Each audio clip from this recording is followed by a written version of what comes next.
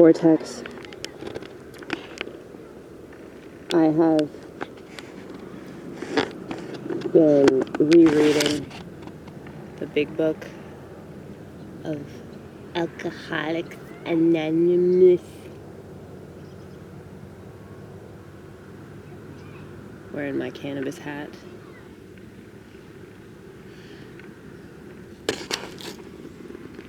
It's just a hat, okay?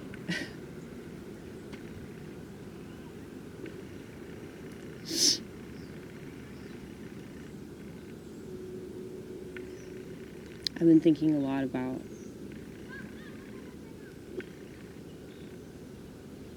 just how much has changed over the years and how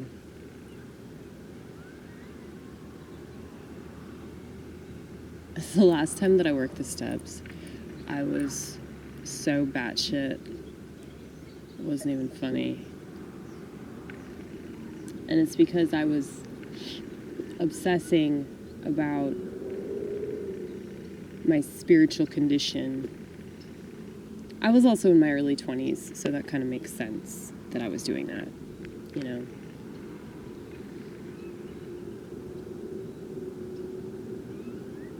But I didn't ever try to push that on anybody. Like, I wasn't ever trying to get anybody sober. I wasn't ever trying to get anybody to believe in God. I wasn't trying to force anybody to come to a meeting with me.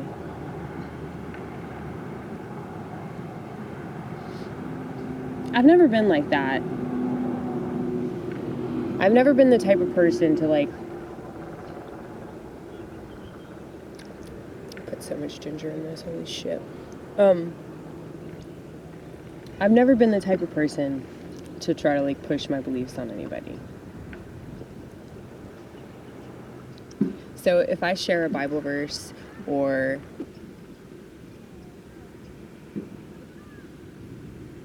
I read a book, I read a passage from a book, any kind of book, or maybe I recite lyrics of a song, or I quote a movie, you know, I'm never doing that with the hopes to, like, control somebody, you know?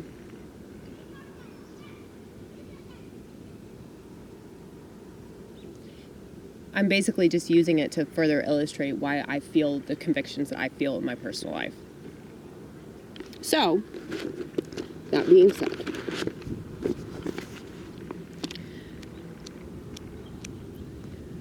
I was instructed to read We Agnostics. Now, I've already read this over and over again, but I read it again. And what's cool is that, you know, I underlined parts of it long time ago. That made sense to me then, and they still make sense to me, but even more of this book makes sense to me. And I've noticed that there are some people on my channel, not trying to single you out or anything,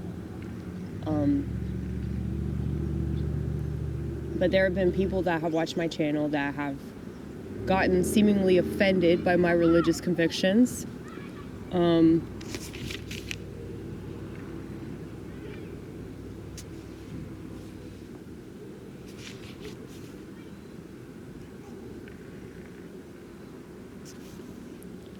And I think that this chapter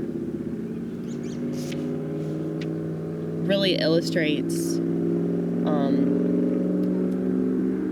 a lot of what we see in the world about, you know, people's contentious attitude towards God.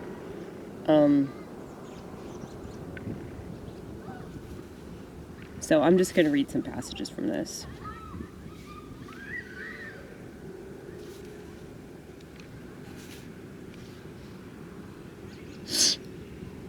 Some of us have been violently anti-religious. To others, the word God brought up a particular idea of him with which someone had tried to impress them during childhood. Perhaps we rejected this particular conception because it seemed inadequate. With that rejection, we imagined we had abandoned the God idea entirely. We were bothered with the thought that faith and dependence upon a power beyond ourselves was somewhat weak, even cowardly. We look upon this world of warring individuals, warring theological systems, and inexplicable calamity with deep skepticism. We look askance at many individuals who claim to be godly. How could a supreme being have anything to do with it?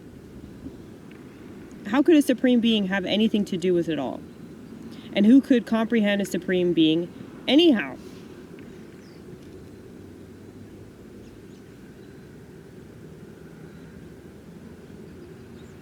So I'm going to skip ahead. We found that as soon as we were able to lay aside prejudice and express even a willingness to believe in a power greater than ourselves, we commenced to get results, even though it was impossible for any of us to fully define or comprehend that power, which is God.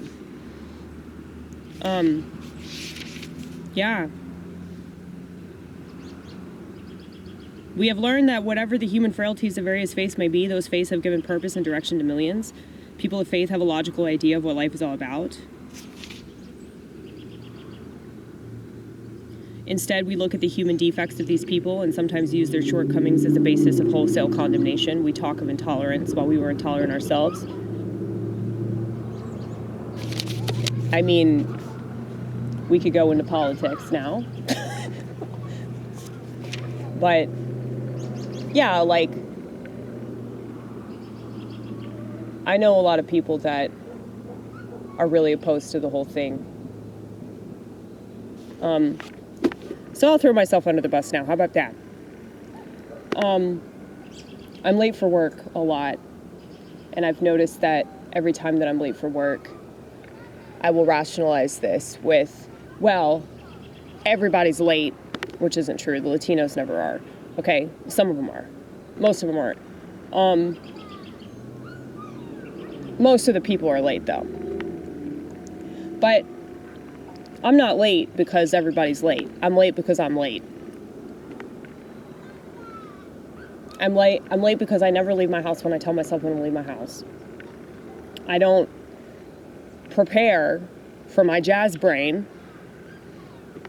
In case you guys don't know what jazz brain is. Jazz brain is when you're on the schizophrenia spectrum. A lot of people think you're autistic, but you're not. People will accuse you of having ADD. You might just have ADD. But you don't want to call it that because that suggests that you take Adderall, which you don't, because you don't believe in demonic medication. Okay? So, jazz brain is something that I struggle with when I'm trying to accomplish a single task, which is why I have to add on additional tasks in order to be able to accomplish the original task. So I need to figure out a way to leave the house on time by adding on additional tasks. I know that sounds weird, but I know I can figure it out. I'm going to figure it out eventually.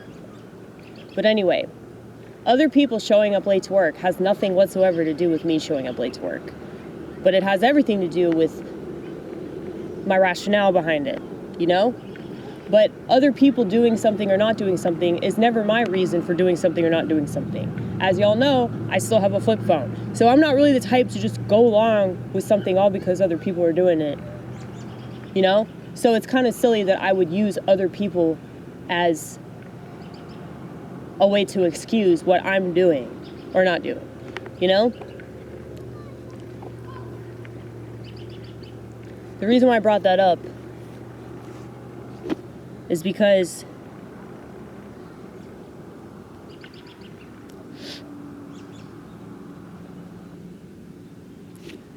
I need God to be able to do the things that I want to do. I need to be able to access that power because I can't accomplish these things. I really can't. I mean, I do believe that if you trust God, so there's a saying, trust God, clean house, help others. And I wrote this down because I really agree with this particular Bible verse. It's from Luke chapter 11, verses 24 through 26. Okay. When the unclean spirit is gone out of a man, he walketh through dry places, seeking rest. And finding none, he saith, I will return unto my house whence I came out. And when he cometh, he findeth it swept and garnished. Then goeth he, and taketh to him 7 other spirits, more wicked than himself, and they enter in and dwell there, and the last state of that man is worse than the first. Okay? So what that means is if you don't figure out what it was that initially brought on that first evil spirit, then all the other ones are going to attack you too, because why wouldn't they? You're still weak. You're still weak. Like, just because you let go of something doesn't mean that you're still not that same person. And I know that God has really transformed me in a lot of the ways that I look at the world and a lot of the ways that I look at myself in relation to the world. Maybe that's why I still wear this hat, because, you know, I feel like cannabis has definitely shaped the way that I have related to the world. So I understand that in lots of ways, like, I'm totally separate from everybody, and that's okay. I'm not bitter about it anymore. I'm actually really grateful. But I can still love the world, and I can still appreciate the good things about it.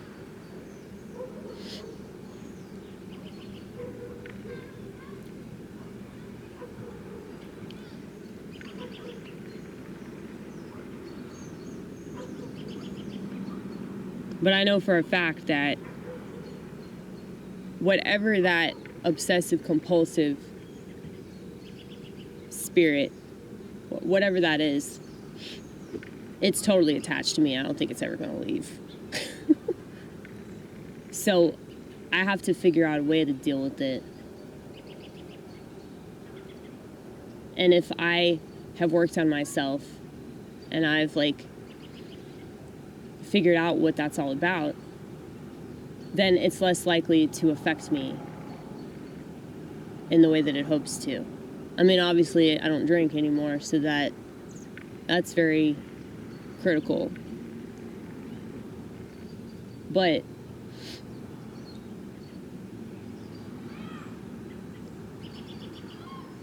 when I'm holding on to anything of this world, when I'm using other people as an excuse to behave badly,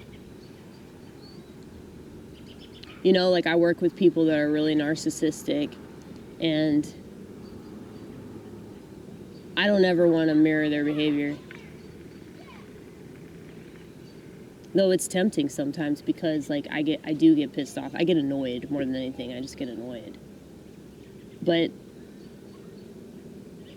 it's like, I don't want to reduce myself to that level. And I also don't think that everything's my fault. I don't think, like, oh, well, it's just the way I'm perceiving things, you know? Like, there are a lot of bad people in the world. There are a lot of people that refuse to work on themselves, or they don't want to... They don't want to treat people better, you know? There are certain things that I've accepted about myself, like, just the way that I operate, and I'm like, okay, like, this isn't going to change, more than likely. If it does, it's going to be through God's help. It's going to be through, like, a lot of time and a lot of experience, you know? People don't change overnight. That's absolutely ridiculous. I mean, at least when it comes to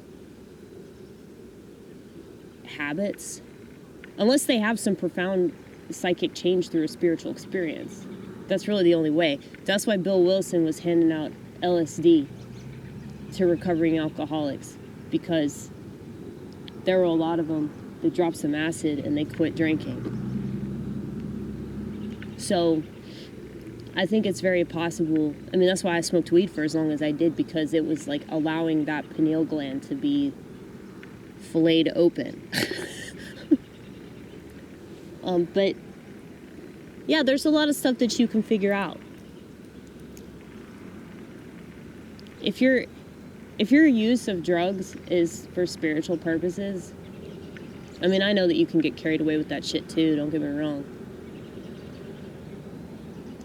But I feel like if you know what you're doing and why you're doing it, I can't stress that enough. If you know what you're doing and why you're doing it, fuck everybody else and what they have to say about it. It shouldn't matter what anybody else has to say about you anyway. Because you're a human being, you're allowed to make mistakes. I believe that Jesus died on the cross so we could continue to do that, because we're still human, even though we live in this we might have that connection with God, but that doesn't mean that we still don't live in this world that is really fallen. And so we can easily just rationalize. So, I'm just trying to call myself out on that.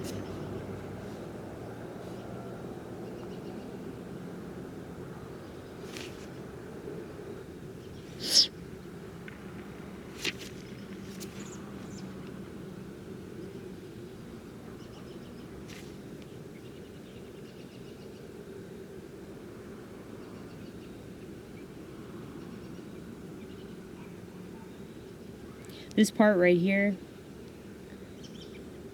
this is what gave Carl Jung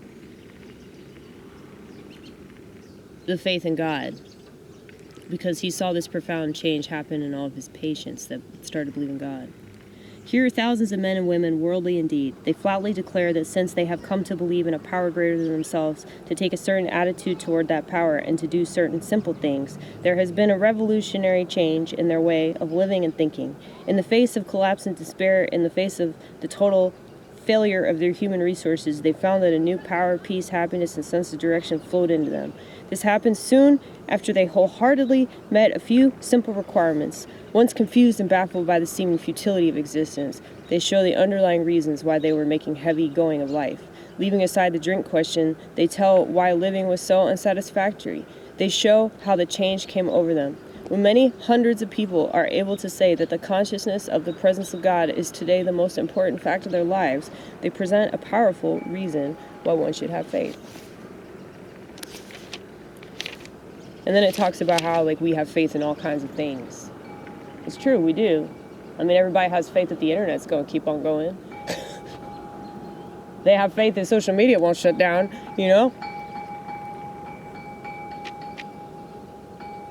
They have faith that their porn video is going to upload. They have faith that they can watch Netflix. I mean, there's all kinds of shit that people have faith in that's totally materialistic, and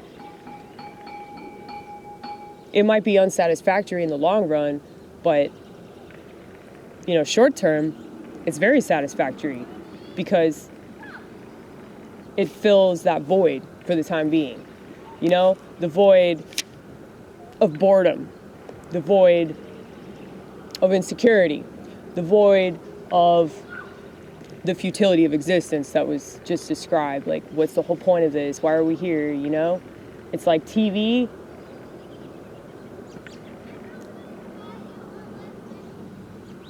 TV doesn't have to be demonic, but I think that people that use it to escape all the time,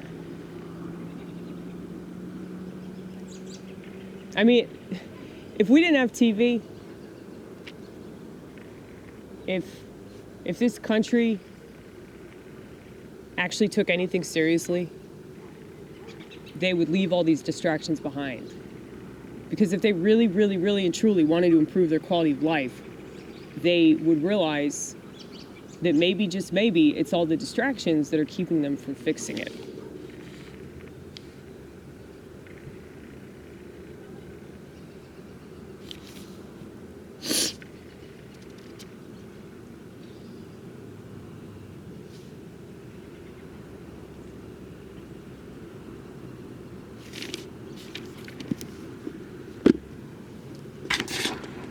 I don't know.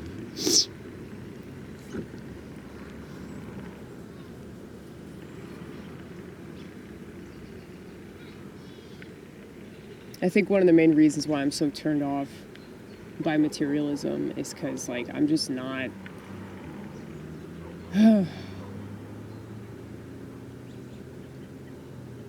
not worldly the way that most people are. So there's a lot of stuff, spiritual concepts and laws, spiritual laws, that make a lot of sense to me. And they make immediate sense to me. And I don't need the clergy to agree with me. They typically do, though, unless they're petty. But religious people tend to agree with me. When it comes to the worldly stuff, though, when it comes to things that they know little to nothing about, like cannabis, you know, then they start to part ways with me. And I get why. They're afraid of being heretical. Is that how you pronounce that word? I'm not trying to steer anybody in the wrong direction.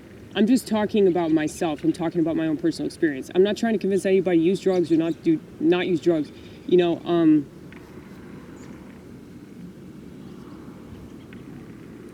but, okay, so there's this one part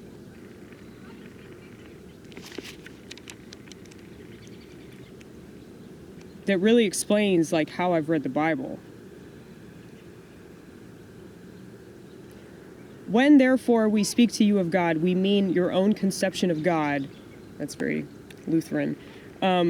This applies, too, to other spiritual expressions which you find in this book. Do not let any prejudice you may have against spiritual terms deter you from honestly asking yourself what they mean to you.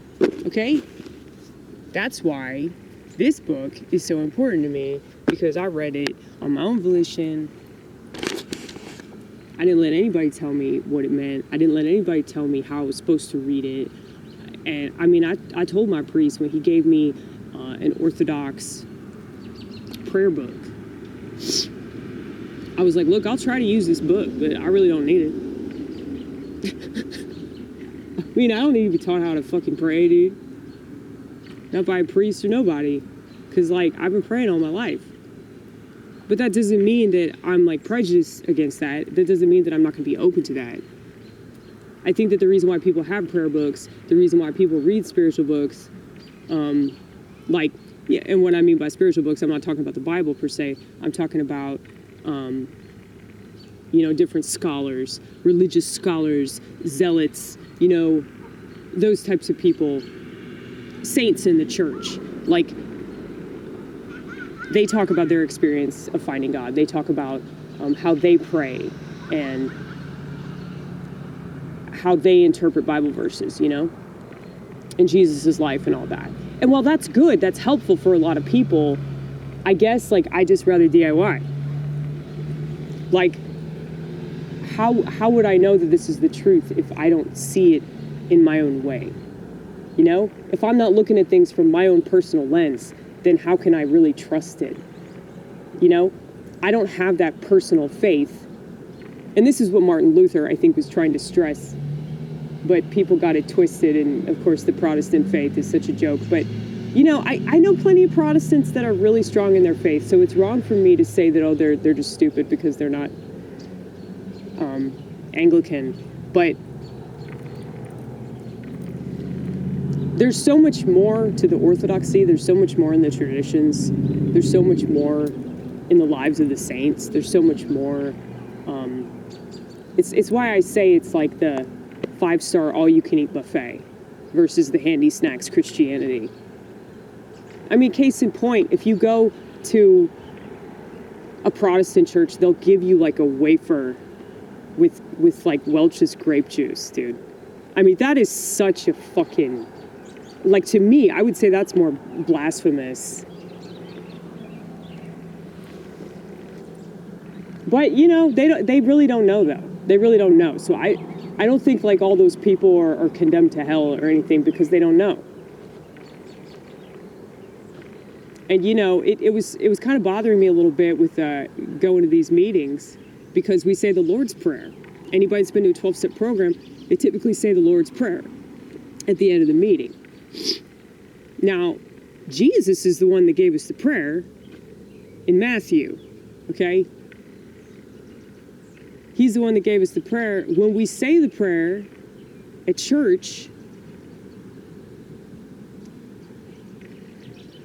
the priest is the one that essentially blesses the prayer, okay? So, we're not supposed to say to the kingdom, the power, and the glory, you know, because, like, we don't have that power, you know, like, it's very pagan. It's very pagan. Like, they're taking this Jesus prayer and they're twisting it and they're making it about, you know, like the power of the group, the power of the 12-step program. And like, but at the same time, like, they don't know any better. And so for a lot of them, the Lord's Prayer is the closest that they'll ever be to Jesus. So I don't want to deter them from that. But, you know, when they say to the kingdom, the power, and the glory,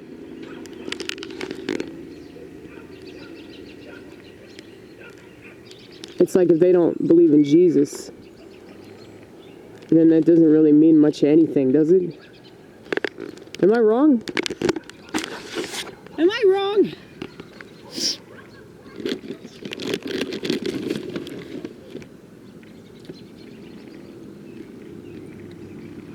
So good.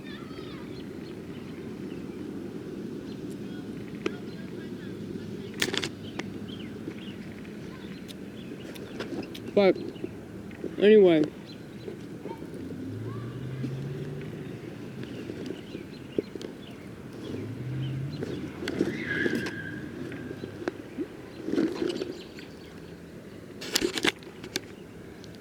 it took Donald Trump for me to start reading the Bible.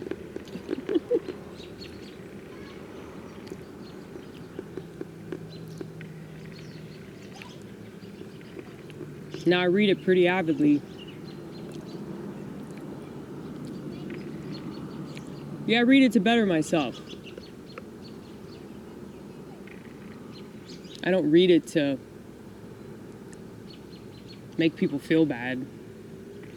I don't read it like I don't use it as a weapon against other people. If they take it that way, that's their own fault. I mean, that's their own personal trauma or their own judgment or their own like prejudice against religion or against religious people. And that ain't got shit to do with me. And I'm so glad that I've worked the steps because I know that. I used to take everything so personally, believe it or not. It's not just because of working the steps. It's because I worked in restaurants for as long as I did. And so restaurants allowed me to apply the steps. Doing stand-up comedy allowed me to apply the steps. So when people were lambasting me on social media for taking a risk that no white person's allowed to take anymore, I knew that that was them.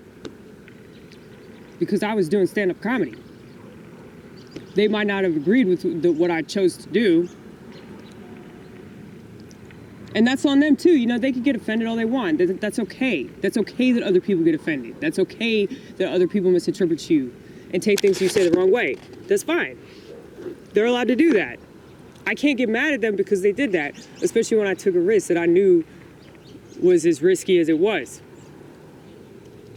But yeah, if you do that work on yourself and you just constantly observe other people that don't, then yeah, it'll give you way more of a reason to keep doing it. Because you're going to want to keep growing. You're going to want to keep changing and transforming and being the best person that you can be.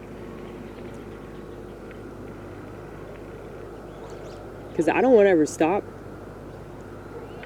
I don't want to ever be satisfied. I mean, I don't think that's remotely possible.